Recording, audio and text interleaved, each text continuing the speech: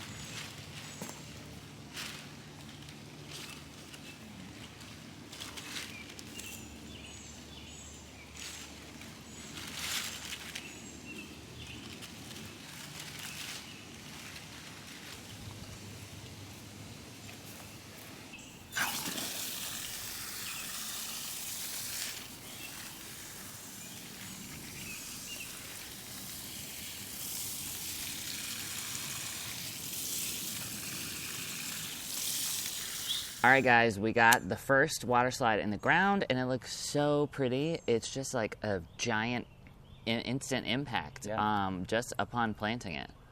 What do you think? I love it. I think that that's the beauty of getting plants that are really big in the first place. Yeah. Obviously, starting small is great because you get to watch it over the years and it grows into the space, but it made an instant impact, like you said, and I love it so far. Yeah, so we did put Biotone starter fertilizer in the ground, which is going to help it get established really fast.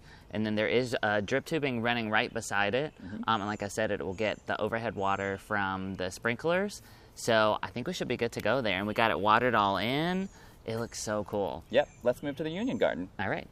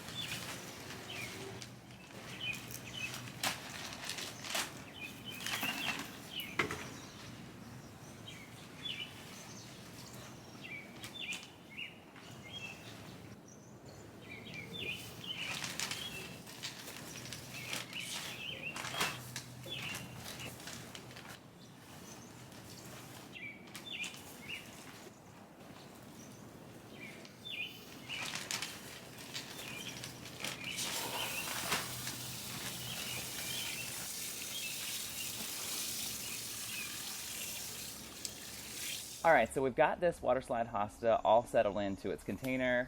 It's really beautiful, especially against the white house. It's just really popping. The color, that beautiful blue, and those textural sort of like waves is so nice next to this gorgeous bench that we just got. Yeah, and it's super unique. Like I'm going to be honest, in the past I haven't been a fan of the curly hostas, but I like this. I think it's the color too that helps, because we don't have a lot of blue hostas. Yeah, especially in this area, it's mostly like the dark green, and then we have some that have sort of the like white or so yellow like ribs. So this will be a really interesting texture and color to have in this spot.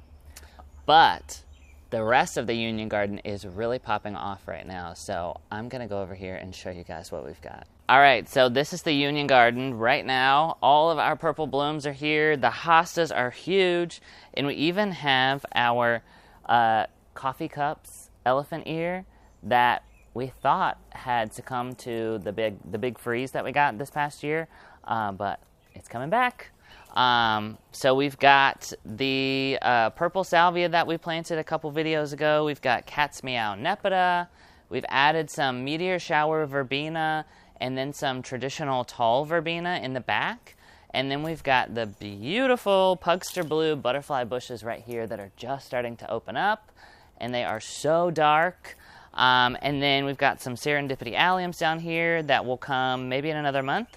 And then the limelight hydrangea, which has just started to put on its buds. So the show is just beginning over here, you guys. So I can't wait to share this with you throughout the rest of the summer. I know Brian is super excited about everything that is blooming as well. But we hope that you guys liked today's video and you love the Waterslide Hosta just as much as we do. If you enjoyed our content today, make sure you give this video a thumbs up. That really helps us out. And don't forget to click that subscribe button below. We'll see you guys next time. Bye.